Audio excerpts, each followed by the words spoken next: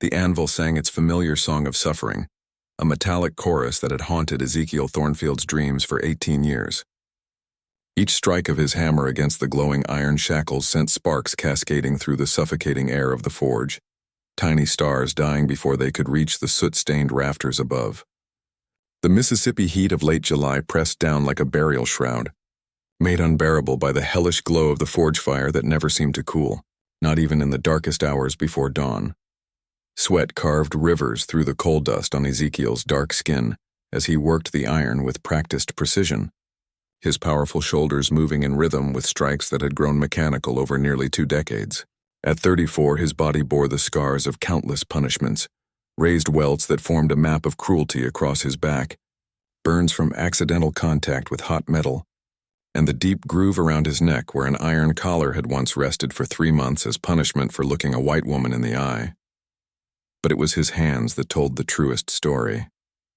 Calloused beyond feeling, crossed with thin white lines from blade cuts and thick purple ridges from burns, they moved with a blacksmith's expertise that even his tormentors grudgingly respected.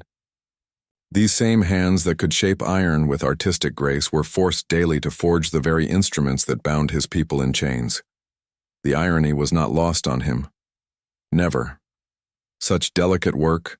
Ezekiel, came the voice that had learned to make his jaw clench involuntarily. Cornelius Blackwood leaned against the doorframe of the forge, his pale eyes reflecting the fire's glow with an unholy light. The newest overseer to plague Dunridge Plantation had arrived only 3 months prior, but his reputation for creative cruelty had already surpassed that of men who had been breaking spirits for decades. Blackwood was a thin man, almost serpentine in his movements, with prematurely white hair that he kept slicked back with pomade. His clothes were always immaculate despite the plantation's heat and dust. A white linen shirt, black vest, and boots polished to a mirror shine. He carried himself with the confidence of a man who had never known want, never felt the bite of shackles, never watched his children sold away like livestock. Massa Blackwood, Ezekiel replied, the title tasting like ash in his mouth. He never looked up from his work, knowing that eye contact would be interpreted as insubordination, another excuse for punishment. The shackles he was repairing, leg irons meant for a child judging by their size, glowed orange hot in the coals. "I do so admire your craftsmanship," Blackwood continued, stepping closer. His voice carried the cultured tones of Charleston high society, each word precisely enunciated. "The way you shape each link, test each weld. Tell me, do you ever consider the lives you're helping to guide?" The word guide dripped with mockery. Ezekiel's hammer paused for just a fraction of a second, long enough for Blackwood to notice, short enough to avoid immediate retribution. He resumed his work, drawing the hot iron from the coals with long-handled tongs. The metal hissed as he positioned it on the anvil, and the hammer fell again, each blow deliberate and controlled. "I consider my work, Massa," Ezekiel said carefully. "Nothing more. Nothing more?" Blackwood's laugh was like broken glass. "How wonderfully simple your mind must be. But I suspect there's more depth there than you let on. After all, I've heard you can read."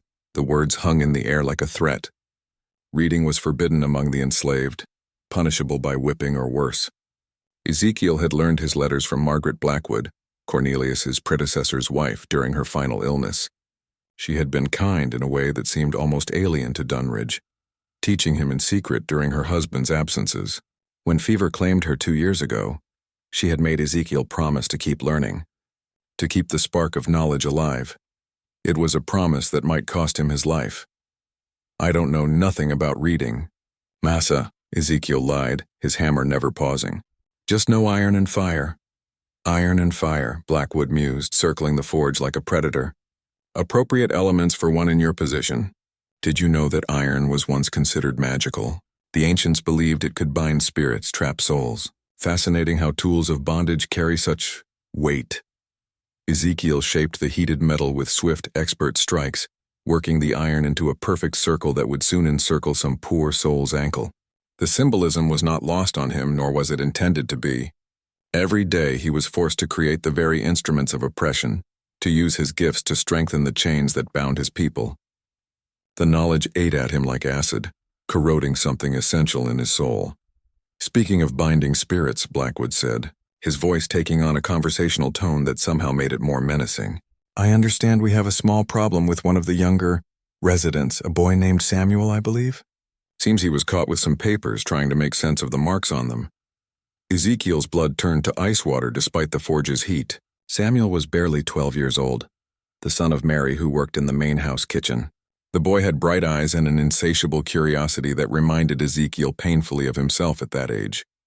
He had caught Samuel trying to trace letters in the dirt behind the slave quarters just last week, but had said nothing, hoping the boy would abandon such dangerous pursuits on his own. Don't know nothing about that. Massa, Ezekiel said, his voice steady despite the growing dread in his chest. Oh, but I think you do. Blackwood moved closer. Close enough that Ezekiel could smell the bay rum cologne that couldn't quite mask the scent of something rotten beneath. You see, young Samuel was quite talkative once we encouraged him to be honest. Mentioned seeing you writing in the dirt behind your quarters, teaching yourself numbers and letters like some scholar. The hammer trembled in Ezekiel's grip. Samuel had talked. Of course he had. What child could withstand whatever methods Blackwood had employed?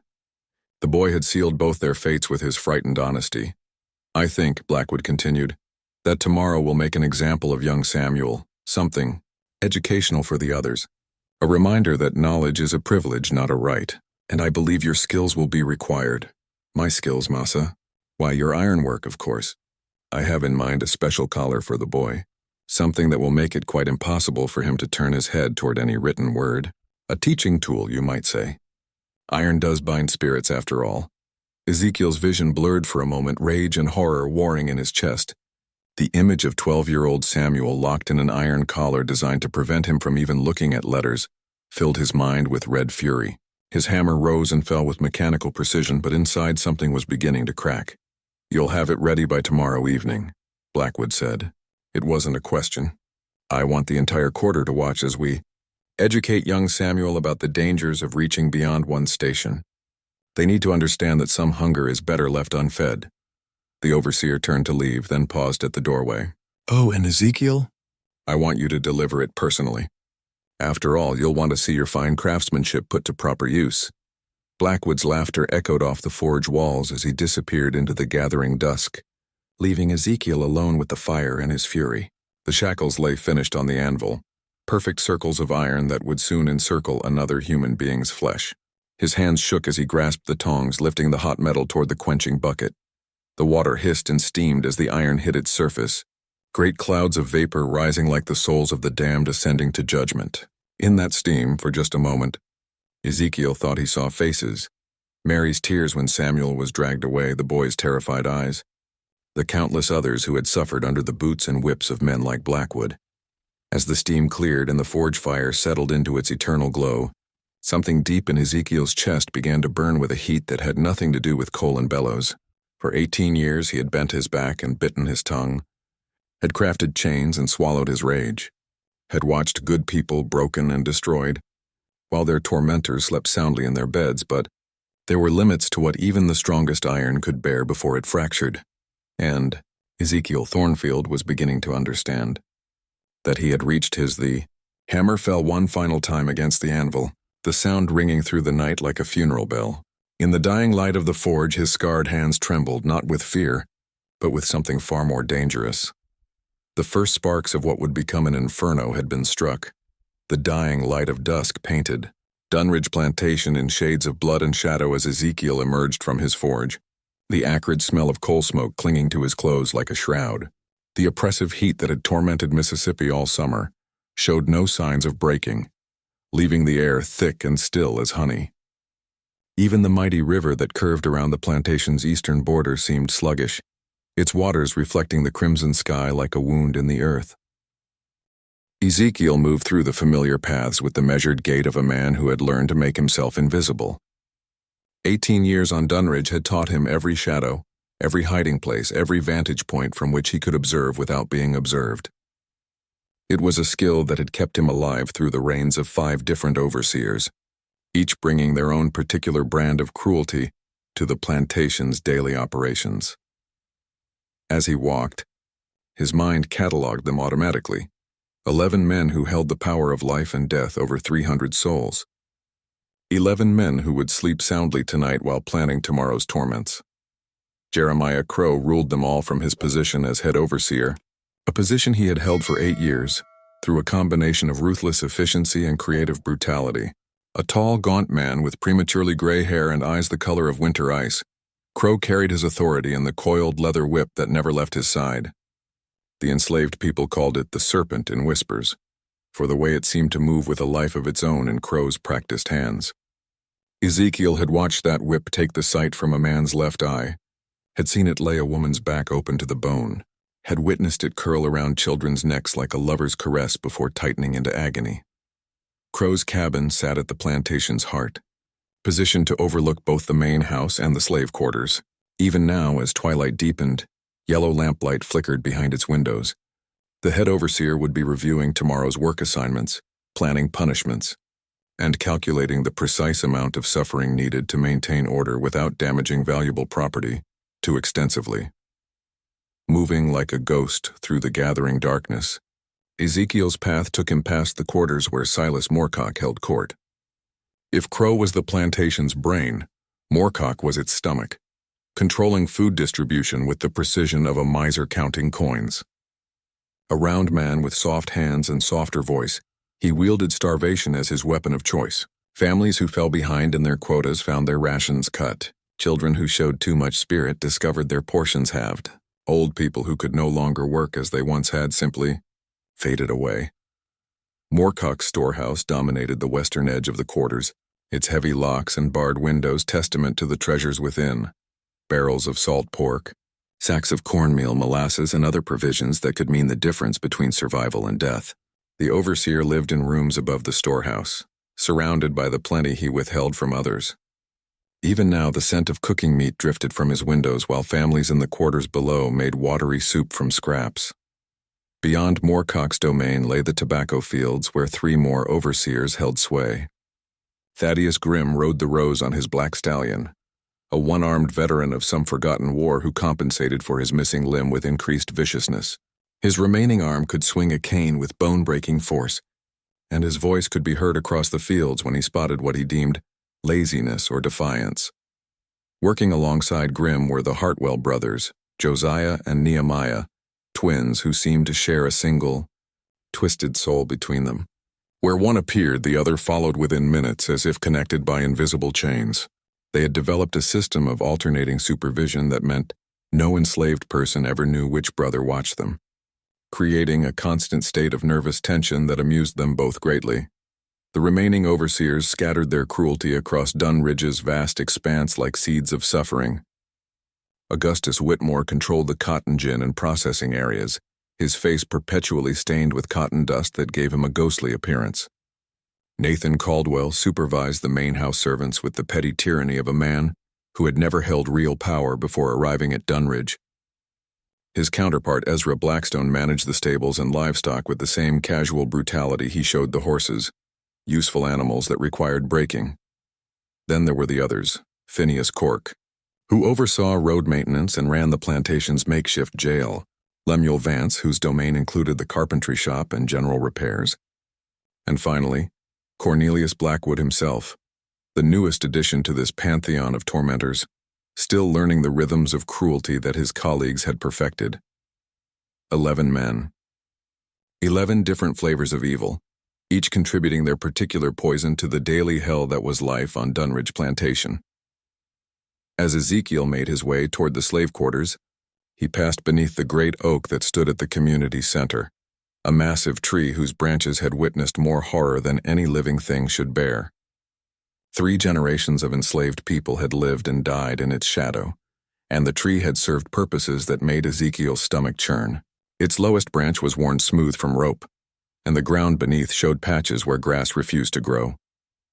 The quarters themselves consisted of 2 long rows of wooden cabins, each housing multiple families in spaces barely fit for storing tools.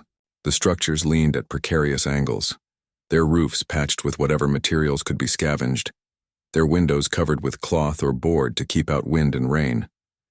Between the rows ran a narrow street of packed earth, hard as stone from countless footsteps and scattered with the debris of lives lived in poverty. It was here that Ezekiel's photographic memory for injustice served him most cruelly. Every cabin held stories of loss, every family bore scars both visible and hidden.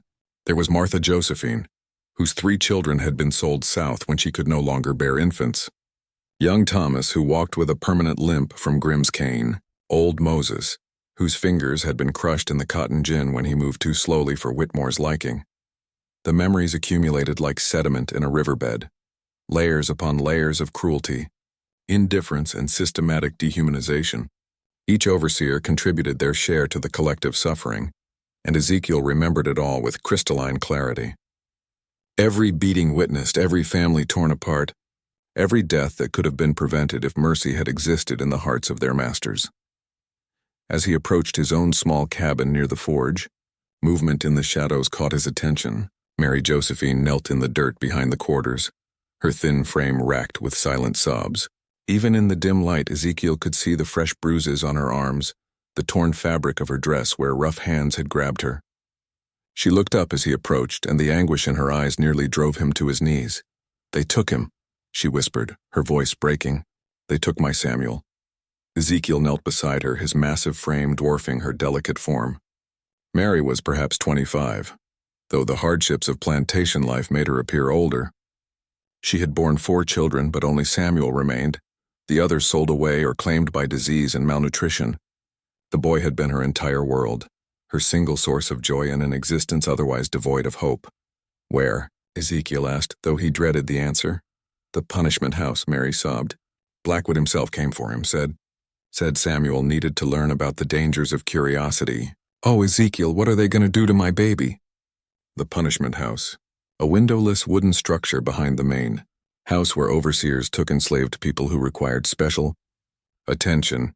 Those who emerged from its confines were forever changed, broken in spirit if not in body, their defiance replaced by hollow-eyed compliance. Some never emerged at all. Ezekiel helped Mary to her feet, his hands gentle despite their size and calluses. "You get inside," he told her. "Try to eat something, try to rest. I'll see what can be done." It was a lie, and they both knew it. Nothing could be done. No appeal could be made, no mercy sought. Samuel's fate was sealed the moment Blackwood decided to make an example of him. But Mary nodded anyway, clinging to the fiction that somehow, someone might intervene in her son's torture. As she disappeared into her cabin, Ezekiel stood alone in the growing darkness, his fists clenched at his sides. Around him, the quarters settled into their nightly rhythm. Hushed conversations behind closed doors, children crying from hunger, the distant sound of someone singing a spiritual in a voice worn thin by sorrow. He made his way to his own cabin, a slightly larger structure than the others due to his value as a skilled craftsman. Inside, oil lamps cast dancing shadows on walls lined with tools of his trade, hammers of various sizes, tongs, files, and other implements needed for metalwork. In one corner sat a wooden chest containing his most precious possessions, a few books hidden beneath false boards, paper and ink acquired through careful trading, and a journal where he recorded not plantation business but something far more dangerous. Names, dates, detailed accounts of every cruelty witnessed, every family destroyed, every life snuffed out by the casual evil of Dunridge's overseers. 18 years of meticulous record-keeping, written in a careful hand that few would suspect belonged to an enslaved blacksmith. As he lit a lamp and opened his journal to add the day's entries, something strange happened. The flame, which should have burned steady yellow, flickered blue for just an instant. The oil should have provided consistent light, but shadows seemed to move independently of the flame's dance. Most unnaturally, the metal tools hanging on his walls began to emit a faint humming sound, as if they were vibrating in harmony with some unheard frequency. Ezekiel paused, his pen hovering over the page. In all his years, he had never experienced anything like this. The forge fire had always been hot, but tonight it had seemed almost alive, responding to his emotions in ways that defied natural explanation, and now his own tools were singing some impossible song. Outside, a dog began howling, a long, mournful sound that was quickly joined by others until the entire plantation echoed with their lamentations. But strangest of all was the silence that followed. Not the usual quiet of a summer night, but an absolute absence of sound that seemed to press against the walls like a living thing.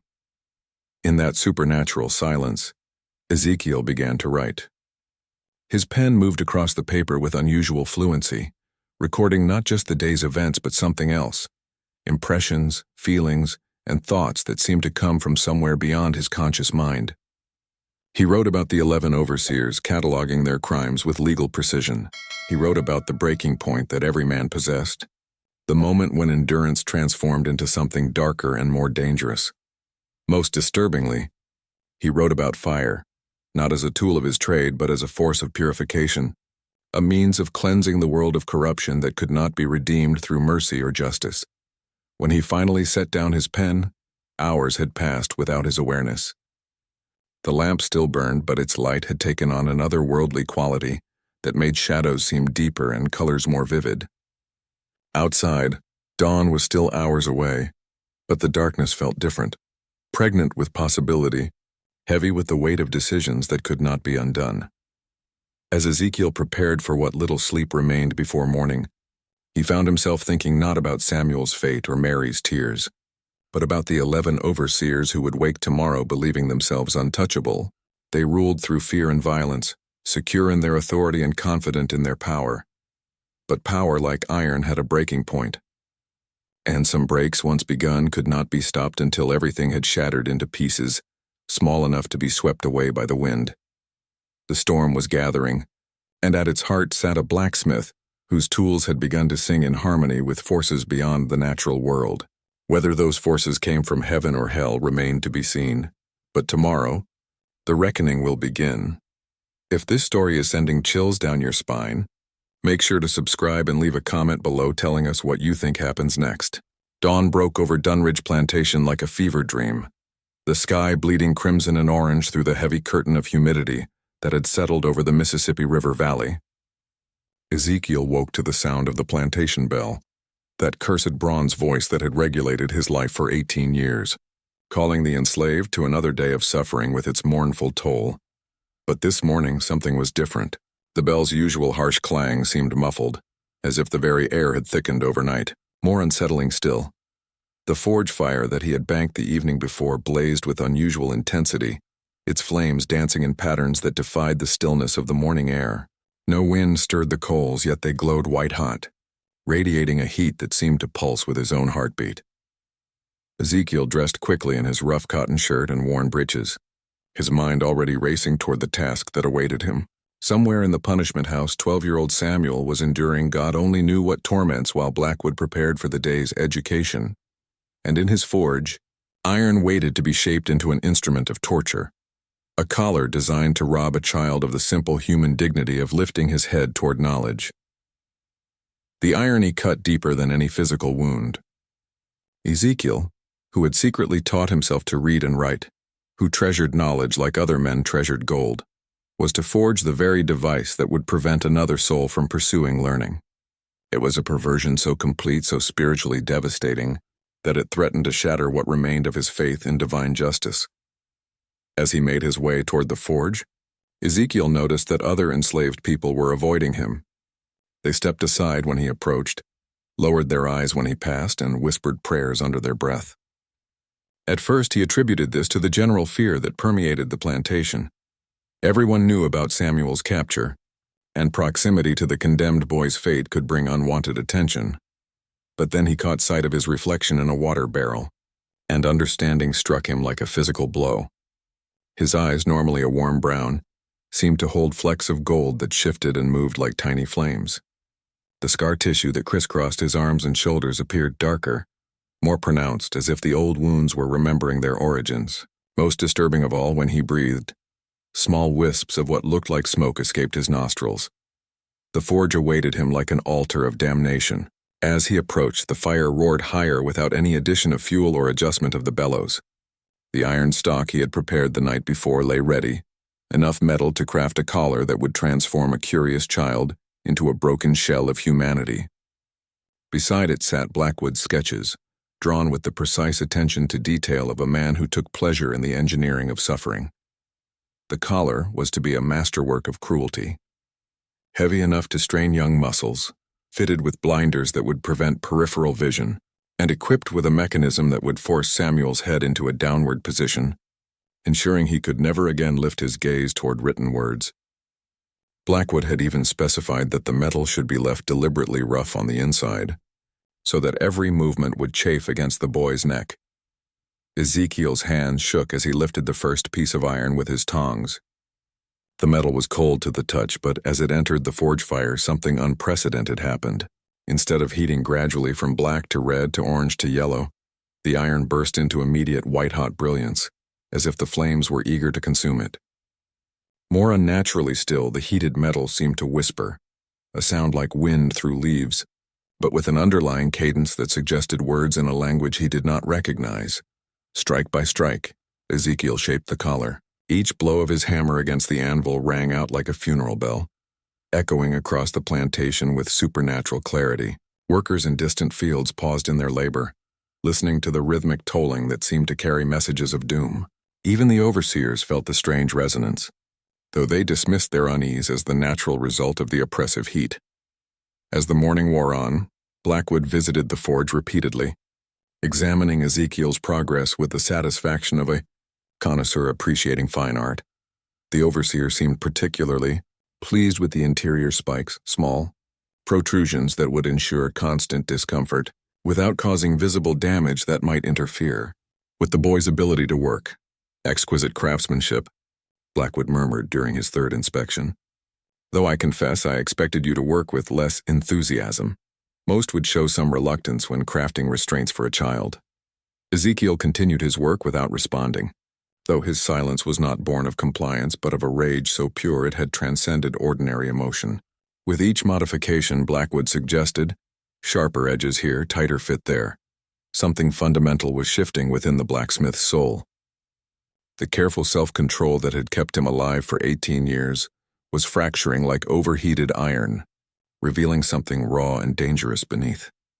The boy confessed.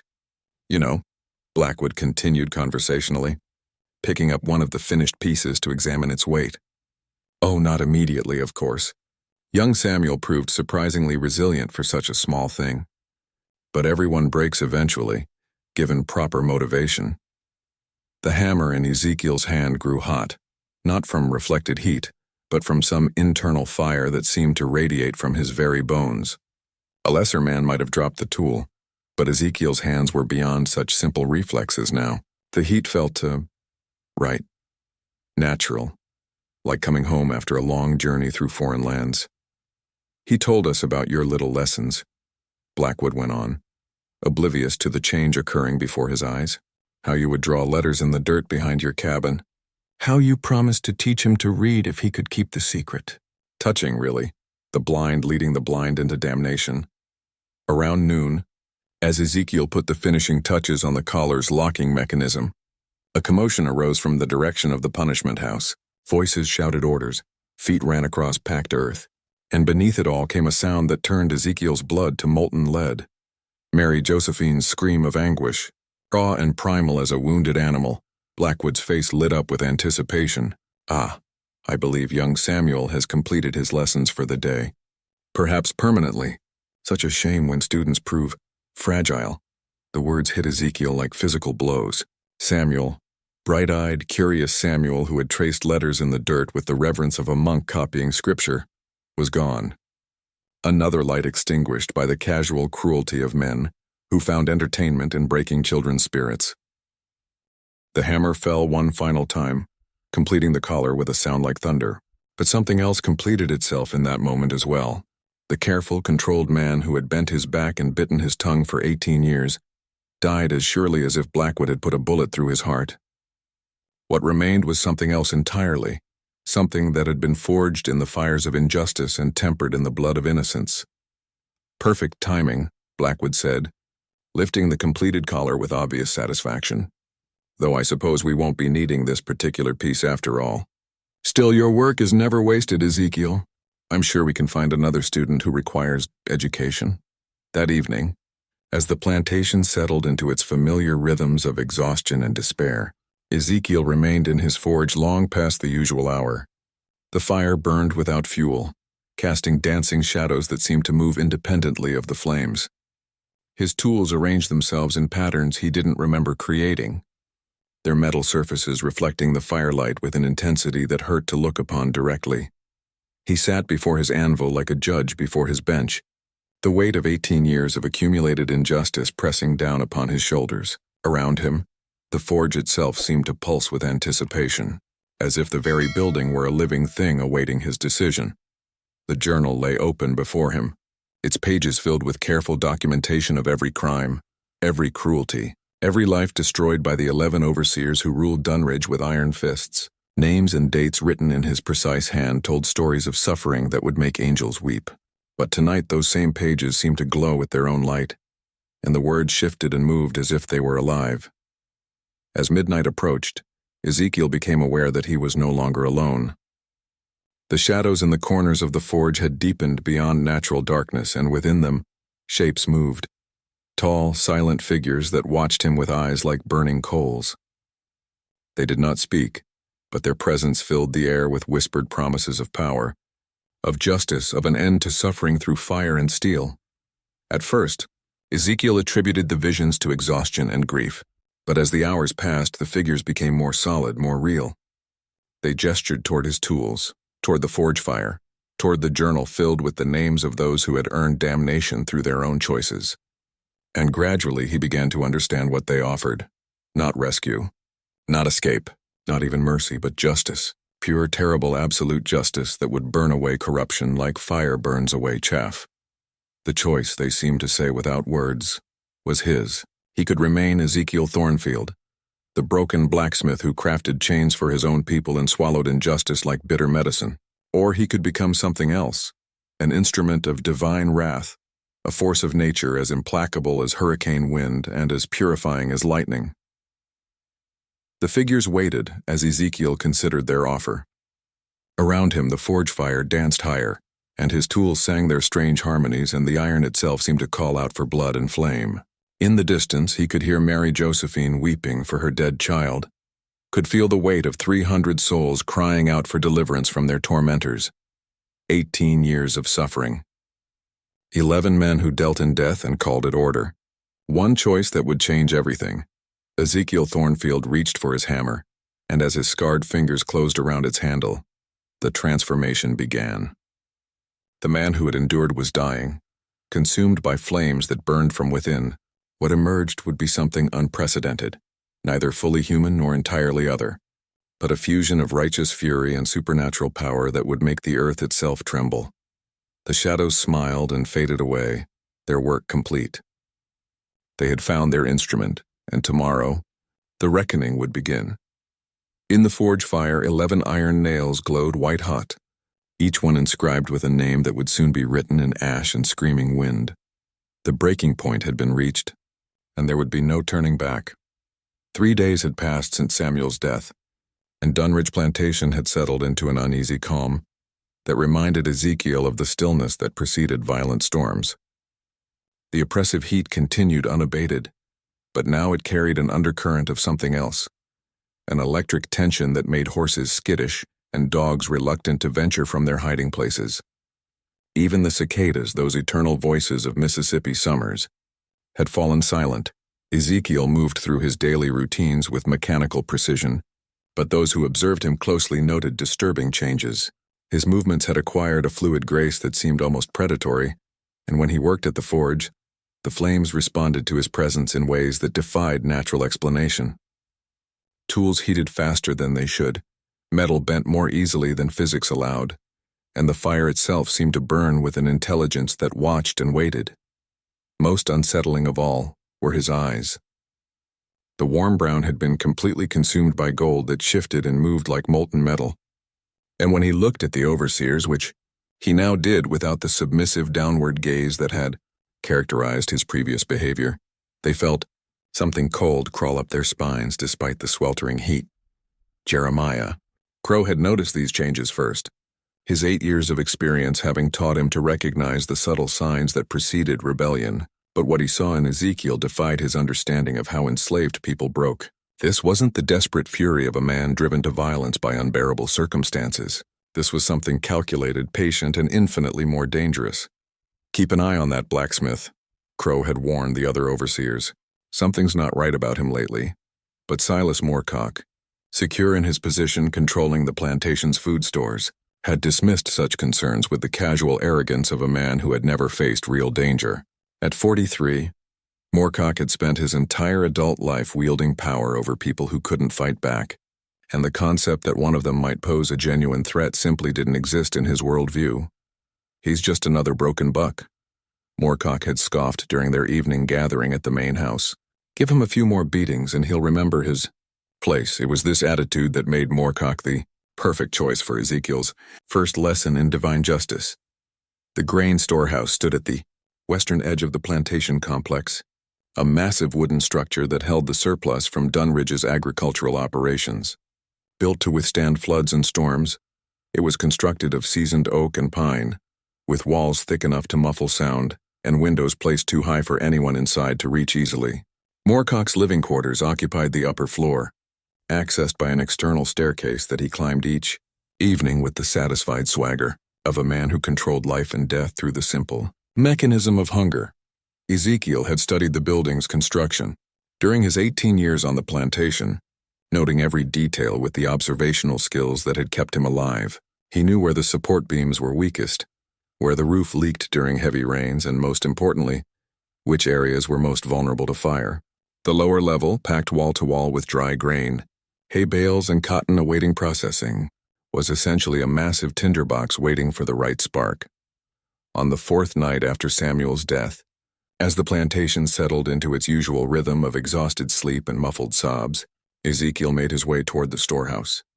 The moon was new, leaving the world wrapped in velvet darkness broken only by the occasional flicker of lamplight from overseer quarters.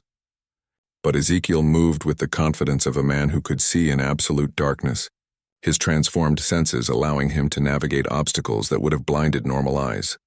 The lock on the storehouse presented no challenge. 18 years of metalwork had taught him the intimate secrets of every mechanism on the plantation, and his enhanced abilities allowed him to manipulate the internal workings with supernatural precision. The heavy door swung open silently, revealing the vast space beyond. Mountains of grain sacks, towering stacks of hay, and rows of cotton bales arranged with military precision. Ezekiel entered the storehouse like a priest approaching a sacred altar. The air was thick with dust and the sweet scent of stored grain, but underneath lay something else. The accumulated weight of all the meals denied.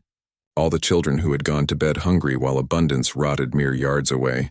This building represented Moorcock's power in its purest form, the physical manifestation of his cruelty.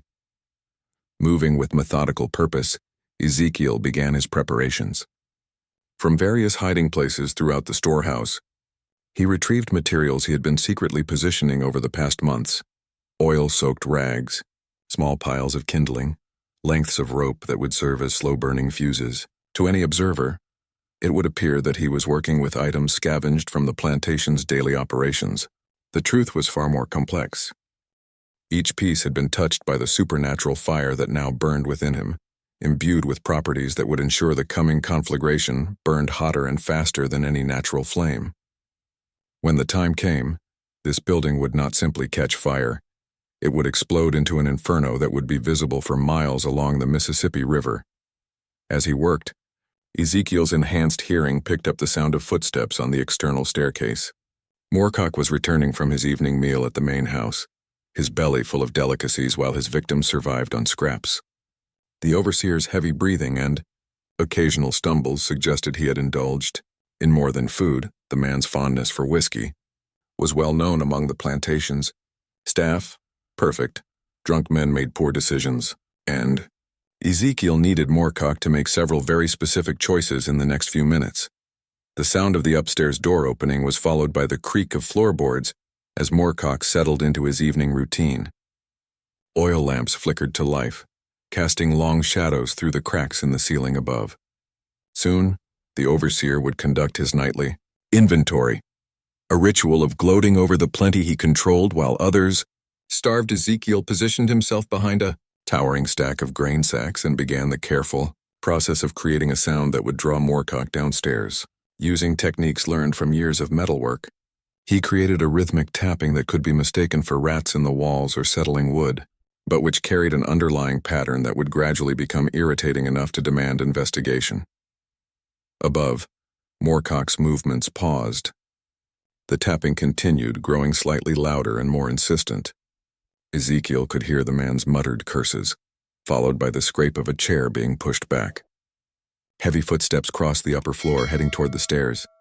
Damn vermin, Moorcock's voice drifted down, slurred with alcohol. Bad enough having to feed the livestock without rats eating the profits. The external staircase groaned under his weight as he descended, oil lamp in hand. The flickering light preceded him into the storehouse, casting dancing shadows that seemed to move independently of their sources. Moorcock stepped into the grain storage area, holding his lamp high and peering into the spaces between the stacked supplies. "Come out, you miserable creatures," he called, his voice echoing in the vast space. "Time to meet your maker." He was closer to the truth than he realized. Ezekiel waited until Moorcock was well into the storehouse, far from the exit, before beginning the final phase of his plan. Moving with supernatural silence, he positioned himself between the overseer and the door, then began lighting the prepared fuses in a carefully calculated sequence. The oil-soaked rags caught immediately, their flames spreading with unnatural speed toward the strategically placed piles of kindling. The first sign Moorcock had of danger was the sudden appearance of light from multiple directions. He spun around, his alcohol-impaired reflexes slow to process what he was seeing. Small fires had erupted throughout the storehouse, each one growing rapidly as it found new fuel among the dry grain and hay. "What in hell?" Moorcock began, then saw Ezekiel standing between him and the exit. But this was not the submissive blacksmith he knew. This figure stood 8 feet tall in the dancing firelight, his golden eyes blazing with internal fire, his dark skin seeming to absorb and reflect the growing flames around him. When he spoke, his voice carried harmonics that seemed to come from the fire itself. "Justice," Ezekiel said simply, and the single word echoed through the building like a judgment pronounced from on high. Moorcock stumbled backward, his mind struggling to comprehend what he was witnessing. The fires were spreading faster than should have been possible, racing along trails that seemed to have been prepared in advance. The heat was already becoming unbearable, and smoke was beginning to fill the air with choking clouds. "You can't do this," Moorcock gasped, his earlier arrogance replaced by dawning terror. "I'm a white man. You're just a—" "I know what I am," Ezekiel interrupted, stepping closer. With each movement, the fires around them burned brighter as if his presence fed them. "The question is, do you know what you are?" The psychological horror of the moment was more devastating than any physical threat. Moorcock found himself confronted not just with death, but with a reckoning for every cruelty he had inflicted, every meal he had denied, every child he had watched waste away while he grew fat in abundance. The fires around them seemed to whisper the names of his victims, and in their dancing light he could swear he saw faces, thin, hungry faces staring at him with accusation. "Please," Moorcock begged, his earlier bluster completely gone. "I was just following orders. I never—" "Samuel was 12 years old," Ezekiel said, and at the mention of the dead boy's name the fires roared higher. "He died because he wanted to read. You celebrated his death with an extra portion of ham." The truth of the accusation hit Moorcock like a physical blow. He had indeed eaten well the night Samuel died, joking with the other overseers about one less mouth to feed. Now, surrounded by flames that seemed to burn with supernatural intelligence, those words came back to haunt him with the weight of divine judgment. Ezekiel raised his hand, and the fires responded to his gesture like a symphony responding to a conductor. They began to move in patterns that defied physics, creating a circle around Moorcock that grew smaller with each passing second. The heat was becoming unbearable, but more terrifying still was the realization that this was not random violence. It was planned, methodical, and absolutely inescapable. "How many children?" Ezekiel asked, his voice cutting through the roar of flames. "How many have you starved while their parents begged for scraps?" Moorcock tried to answer but found his voice had abandoned him. The smoke was getting thicker, the heat more intense, and the circle of fire was contracting with mathematical precision. There would be no escape, no mercy, no last-minute reprieve. He was going to die here, and somehow, impossibly, his death would be justice rather than murder. The psychological torment continued as the flames closed in. Moorcock found himself reliving every cruel decision, every denied meal, every time he had laughed at suffering while surrounded by plenty. The fire seemed to burn away his excuses and justifications. leaving only the naked truth of his crimes. When the end came, it was almost a relief. The supernatural flames consumed him completely, leaving no trace except for burn marks that would puzzle investigators for years to come. The grain storehouse became a pillar of fire visible for miles along the Mississippi, burning with an intensity that defied explanation. From a safe distance, Ezekiel watched his handiwork with the satisfaction of a craftsman who had completed a perfect piece. The fire burned exactly as he had planned, consuming not just the building and its occupant, but somehow managing to leave no evidence of human intervention. To any investigation, this would appear to be a tragic accident, perhaps caused by a carelessly placed oil lamp or a spark from Moorcock's pipe. As the flames reached their peak, other plantation buildings began to show lights as people woke to the commotion. Voices called out in alarm, feet ran across packed earth, and bucket brigades formed to prevent the fire from spreading. But Ezekiel knew their efforts would be unnecessary. This fire would burn only what he intended it to burn, consuming his target completely while leaving everything else untouched. The remaining 10 overseers stood in a rough line, watching the conflagration with expressions ranging from shock to growing unease. Jeremiah Crow's face was particularly troubled. His experienced eyes could see details that the others missed, signs that this was no ordinary accident. "Gather the men," Crow ordered quietly. "Search every building, every cabin. Someone set this fire and I want them found." But even as he gave the orders, Crow knew they would find nothing. Whatever had killed Silas Moorcock was beyond his understanding, beyond his ability to combat with conventional methods. For the first time in 8 years as head overseer, Jeremiah Crow felt the cold touch of real fear. In the distance, the plantation bell began to toll, not the usual call to work, but the slow, measured rhythm used to mark deaths. As its bronze voice echoed across the Mississippi River Valley, it seemed to carry a message that went beyond the mere announcement of Moorcock's demise. The reckoning had begun. One overseer down. 10 to go, and in the shadows beyond the firelight, something that had once been a man named Ezekiel Thornfield smiled with the cold satisfaction of divine justice beginning to unfold. If this story is sending chills down your spine, make sure to subscribe and leave a comment below, telling us what you think happens next. The plantation bell continued its funeral toll well into the dawn, its bronze voice carrying across the Mississippi bottomlands like a warning to the very heavens. As the sun rose through layers of smoke that still drifted from the ruins of Moorcock's storehouse, Dunridge Plantation awakened to a new reality, one where death could strike without warning, without explanation, and without mercy. Jeremiah Crow stood among the charred remains, his experienced eyes cataloging details that made his blood run cold. The fire had burned with surgical precision, consuming the grain storehouse completely while leaving adjacent buildings untouched. The heat had been so intense that it had turned sand to glass in perfect circles around the foundation, yet not a single spark had ignited the nearby cotton storage or tool sheds. "Unnatural," he muttered, kicking at a piece of debris that should have been ash but instead resembled obsidian. "No fire burns like this." The other overseers maintained their distance, partly from the lingering heat but mostly from a growing sense that they were witnessing something beyond their understanding. Augustus Whitmore, his face perpetually ghosted with cotton dust, kept crossing himself and muttering prayers under his breath. The Hartwell twins stood closer together than usual, their shared cruelty suddenly seeming insufficient protection against whatever force had claimed Moorcock. "Could be lightning," Nathan Caldwell suggested weakly, though the cloudless sky mocked his theory. "Strange storms this time of year.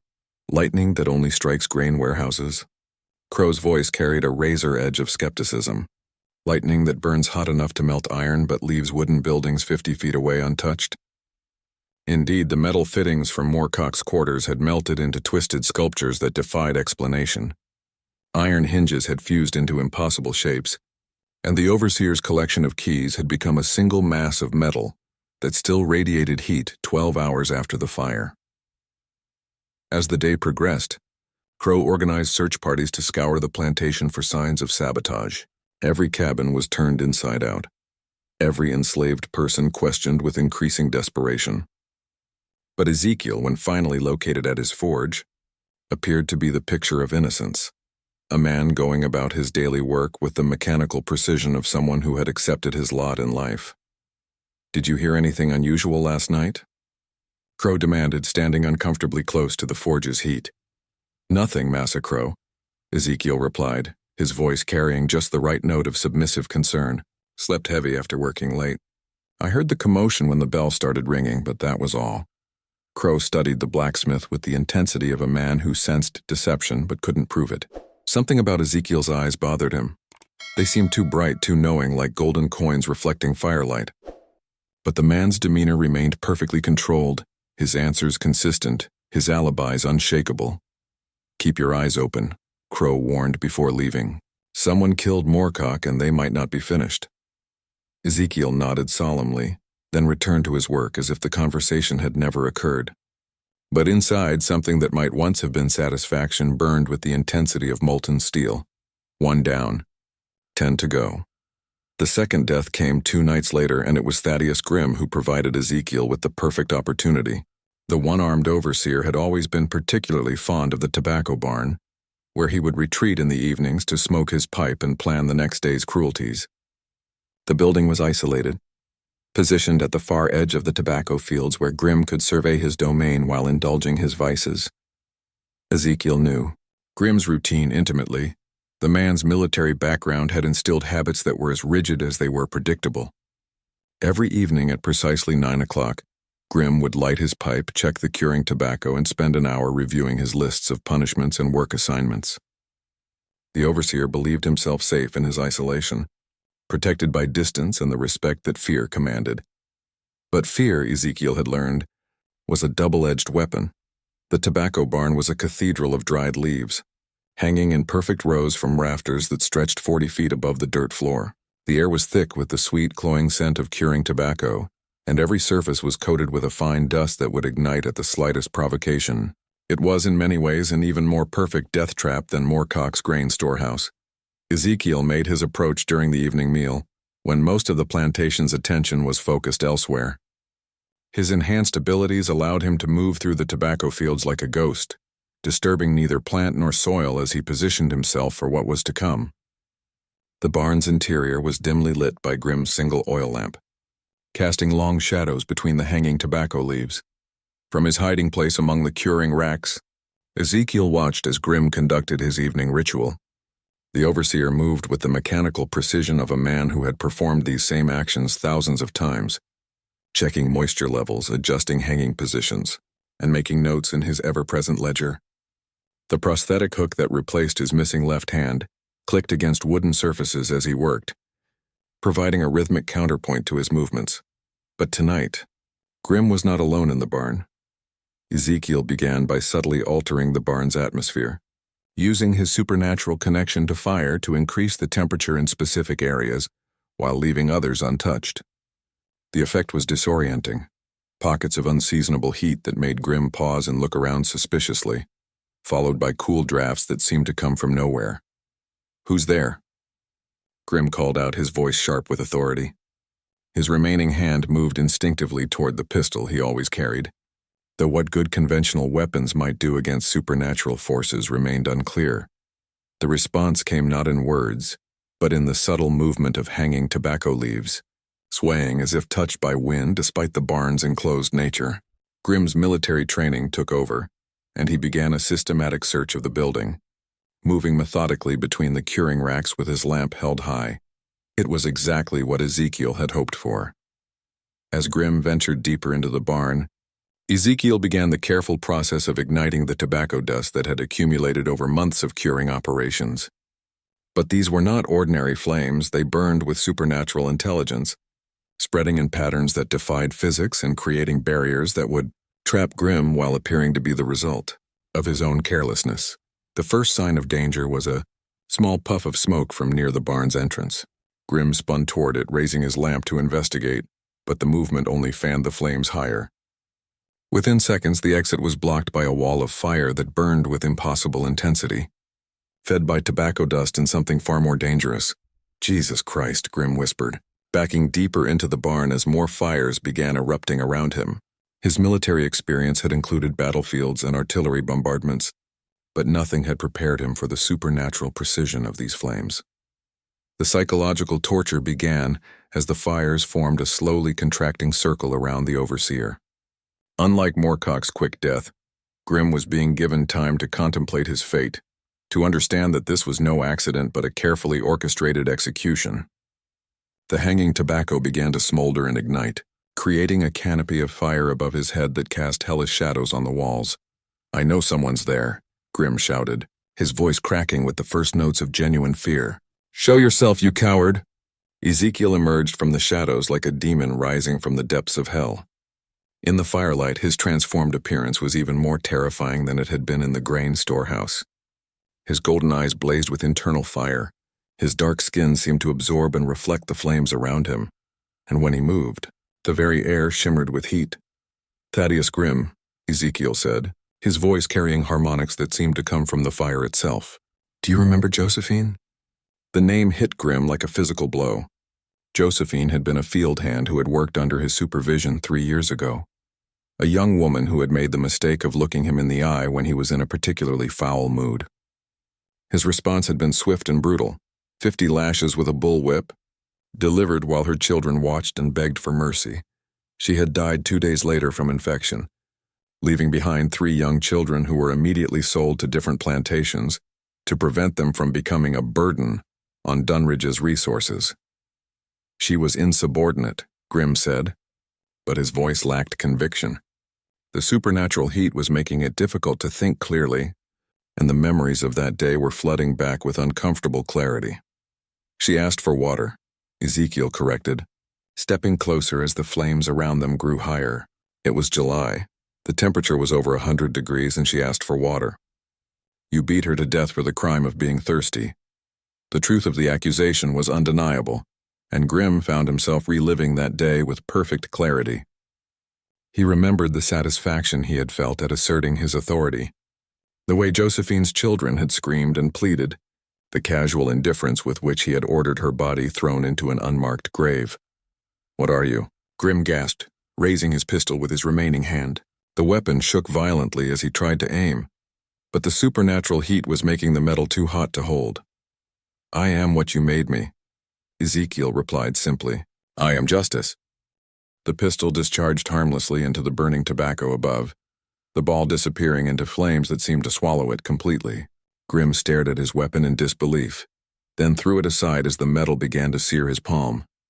The psychological horror intensified as the circle of fire continued to contract. Grim found himself confronted not just with death, but with a reckoning for every cruelty he had inflicted during his years at Dunridge. The flames seemed to whisper the names of his victims, and in their dancing light he could see faces, Josephine's face, along with dozens of others who had suffered under his authority. "Please," Grim begged, his earlier bravado completely gone. "I was following orders." "The law? Whose law?" Ezekiel interrupted, raising his hand as the flames responded to his gesture. "The law that says you can beat a woman to death for asking for water?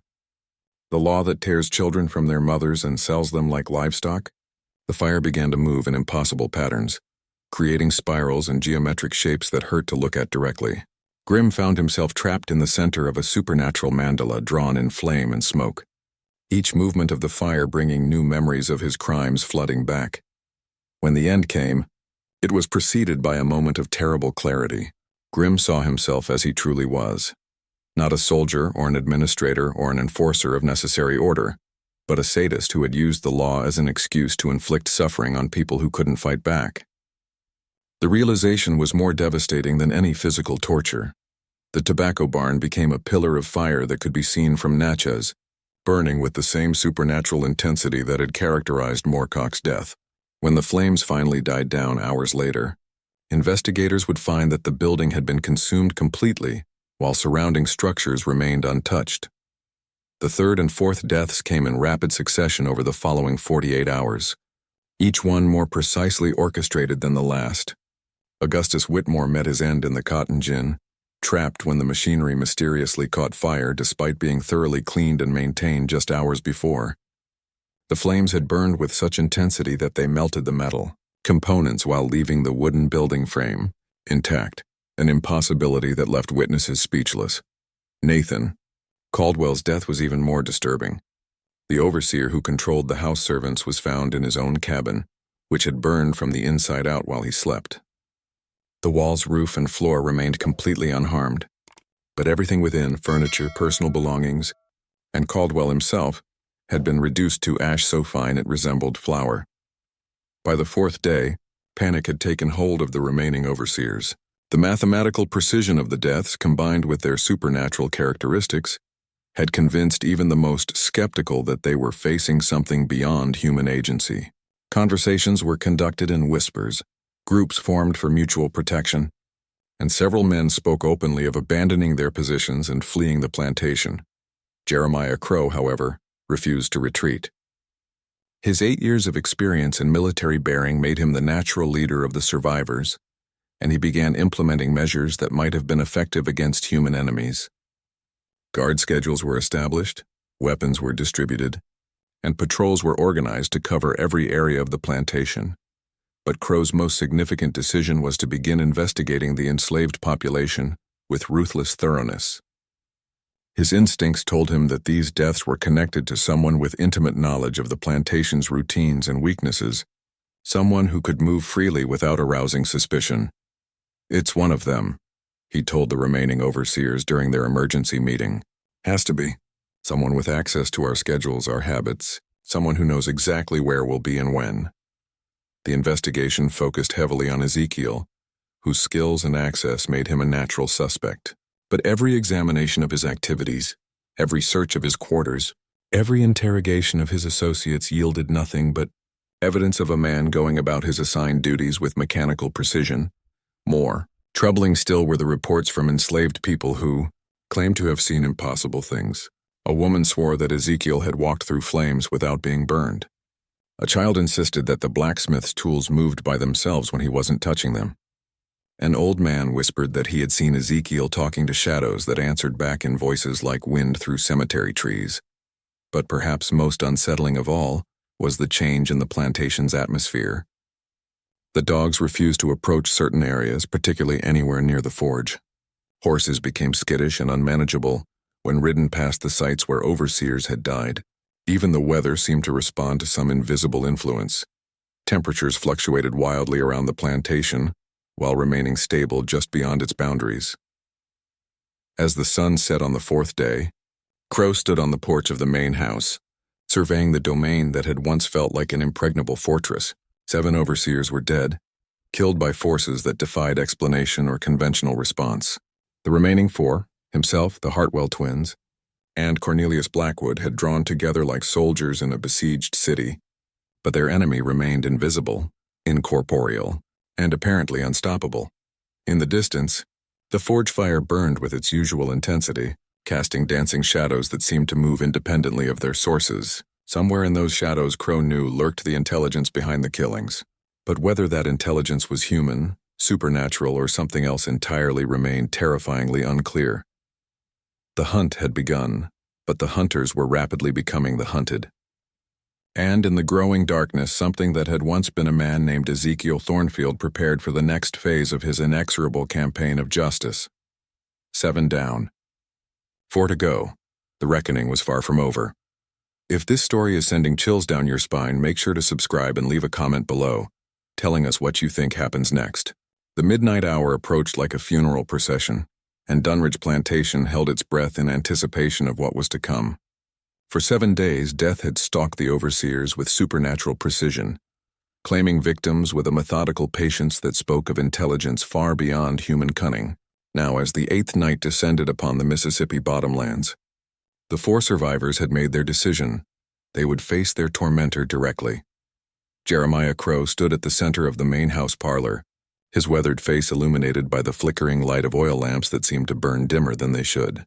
Around him, the remaining overseers clutched weapons with white-knuckled desperation, pistols, rifles, and blades that had served them well against human enemies but felt pathetically inadequate against the force that had claimed their colleagues. "It's the blacksmith," Crow declared for the 100th time, his voice carrying the conviction of a man who needed to believe in enemies he could understand. "Has to be. Everything points to him, the access, the knowledge, the timing. Whatever tricks he's using, whatever help he's getting, it all comes back to Ezekiel Thornfield." Cornelius Blackwood paced the room like a caged predator, his usually immaculate appearance disheveled from days of constant vigilance. The newest overseer had watched his colleagues die with increasing horror, recognizing in their deaths an intelligence that seemed to know his own darkest secrets. But how does a slave do what we've seen? Metal melting without heat sources, buildings burning from the inside out, fires that consume flesh but leave wood untouched? I don't care if he's made a pact with the devil himself, Crow snarled, checking his pistol for the dozenth time. Bullets kill everything that walks on two legs. The Hartwell twins sat side by side on a velvet sofa, their usual predatory confidence replaced by the hollow-eyed stare of men who had seen their worldview shattered. Josiah spoke first, his voice barely above a whisper. What if we're wrong? What if it's not human at all? Then we die like soldiers instead of cowering like children, Crow replied. But even his military bearing couldn't completely mask the fear that had been growing in his chest for 7 days. Whatever's out there, it bleeds. And if it bleeds, we can kill it. The plan was simple in its desperation. The four would advance on the forge as a unit, armed with every weapon they could carry and protected by the righteousness of their cause. In Crow's mind, they were not merely overseers defending their positions. They were representatives of civilization itself, standing against the chaos that threatened to consume everything they had built. But as they prepared to leave the main house, signs and portents multiplied around them with increasing intensity. The oil lamps began to flicker in patterns that seemed almost like Morse code, spelling out messages in a language none of them could read. The air itself grew thick and oppressive, carrying scents of sulfur and burning metal that had no earthly source.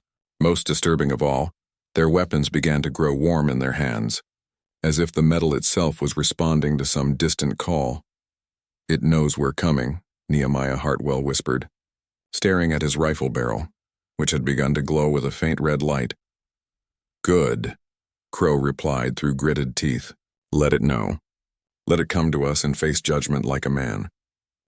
They left the main house at midnight, moving in formation across the plantation grounds toward the distant glow of the forge. But with each step it became clear that they were not walking into a normal confrontation. The very landscape seemed to shift around them, familiar paths becoming strange and twisted, distances stretching impossibly far. What should have been a 5-minute walk stretched into an epic journey through terrain that no longer obeyed the laws of physics. The forge fire burned brighter than it ever had, a pillar of flame that reached toward the stars with fingers of supernatural light. But this was no ordinary fire.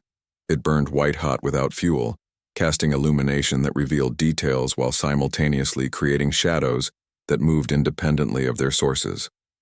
As the four overseers approached, they could see that the very air around the building shimmered with heat waves that formed patterns too complex for human eyes to follow.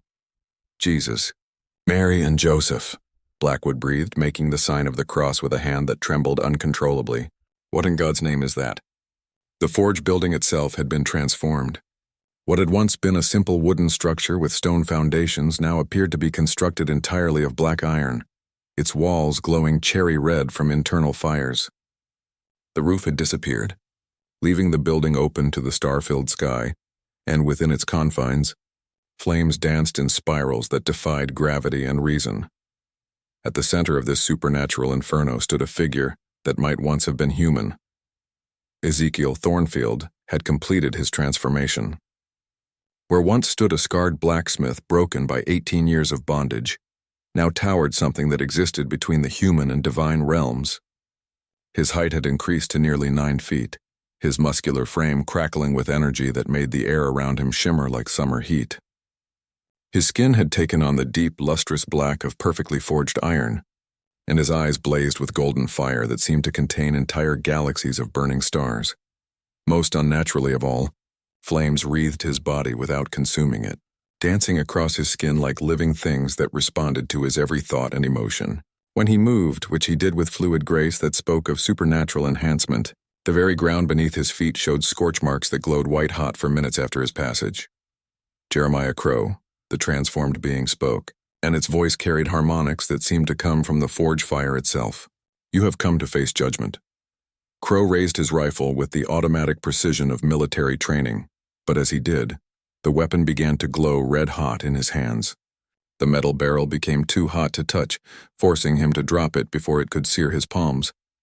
Around him, His companions experienced similar supernatural interference. Pistols that refused to fire, blades that became too hot to hold, ammunition that ignited spontaneously in their pouches. "You're not human," Crow stated, his voice steady despite the terror that was crawling up his spine like a living thing. "I was," Ezekiel replied, stepping closer with movements that left footprints of molten glass in the earth. 18 years I was human.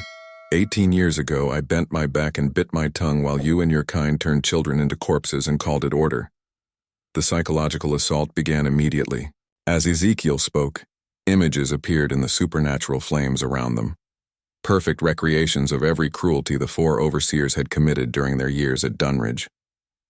Crow saw himself wielding his whip against defenseless people, watched his own face contort with sadistic pleasure as he broke spirits and bodies with equal efficiency. Samuel asked only to learn his letters, Ezekiel continued, his voice growing in power until it seemed to come from the earth itself. Josephine asked only for water. Marcus begged only for news of his children after you sold them south. What crime did they commit that deserved death? Blackwood tried to run, his nerve finally breaking under the supernatural assault, but found that his feet would not obey him. The ground beneath the 4 overseers had become molten, not enough to burn but sufficient to hold them in place while judgment was pronounced. "You want to know what I am?" Ezekiel asked, raising his arms as the flames around them roared higher. "I am what you created. I am the accumulated weight of every injustice, every cruelty, every life you destroyed in service to your greed. I am justice itself, given form and substance and an inexorable will." The Hartwell twins began to scream as the flames showed them their own crimes in perfect detail, the families they had torn apart, the children they had beaten for sport, the women they had violated and discarded, but their screams were drowned out by something far more terrifying. The sound of hundreds of voices rising in supernatural harmony, the voices of every soul who had died under their authority. "This is impossible," Crow gasped, his rational mind struggling to process what he was witnessing. "Men don't become on this, it's not natural." "Natural?" Ezekiel's laughter contained notes that made the air itself burn. Was it natural to chain human beings like livestock? Was it natural to sell children away from their mothers? Was it natural to beat a 12-year-old boy to death for wanting to read? The philosophical argument cut deeper than any physical weapon could have. The 4 overseers found themselves confronted not just with death, but with the fundamental bankruptcy of everything they had believed about themselves and their world. They had told themselves they were civilized men, representatives of law and order, necessary components in a system that brought prosperity to the region. But in the light of supernatural fire, those justifications burned away like chaff, leaving only the naked truth of what they had become. Predators who had used law and custom as excuses to inflict suffering on people who couldn't fight back. "Please," Blackwood begged, falling to his knees as the molten ground allowed. "We can change. We can make amends. Show mercy." "Mercy?" Ezekiel's voice carried the weight of 18 years of accumulated anguish. "Where was mercy when Samuel died? Where was mercy when you forced me to forge the collar that would have broken his spirit? You showed mercy to none, and none shall be shown to you." The supernatural fire began to move with increasing intelligence, forming complex patterns that seemed to write messages in languages older than human speech. The 4 overseers found themselves surrounded by a mandala of flame that grew smaller with each passing moment. But the real torture was psychological rather than physical. Each man was forced to relive every cruel act he had committed, to feel the pain he had inflicted reflected back upon himself tenfold. They experienced the despair of mothers whose children were sold away, the agony of men working to death in the fields, the horror of families torn apart by the casual economics of human bondage. Crow, being the most experienced and therefore most culpable, suffered the most intensive psychological assault. He was forced to witness not just his own crimes but their long-term consequences.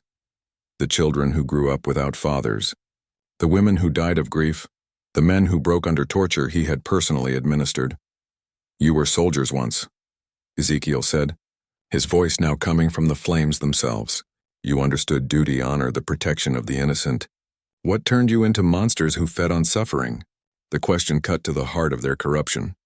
All 4 had indeed been something else before coming to Dunridge. Crow, a cavalry officer, the Hartwell twins farm boys seeking better opportunities, Blackwood a scholar who had fallen into debt and desperation, but the system of plantation slavery had offered them power without accountability, authority without responsibility, and they had embraced the corruption that such power inevitably brought. We were just following the law, Josiah Hartwell gasped. But even as he spoke the words, he knew how hollow they sounded. Whose law? Ezekiel asked the same question he had posed to each of his previous victims. The law that says human beings can be bought and sold like cattle? The law that gives you the right to torture children for your entertainment? Show me where such law is written in the natural order of creation. The supernatural fire continued to contract around them, but more terrifying than the physical threat was the spiritual judgment being pronounced. Each overseer found himself weighed in balances that measured not just actions but intentions, not just crimes but the deliberate choice to embrace evil when good alternatives existed. When the end came, it was both swift and eternal. The 4 overseers were drawn into the supernatural fire not merely to die, but to burn forever in the flames of their own making, not consumed, but constantly consuming, experiencing for eternity the suffering they had inflicted during their mortal lives. But the true climax was still to come.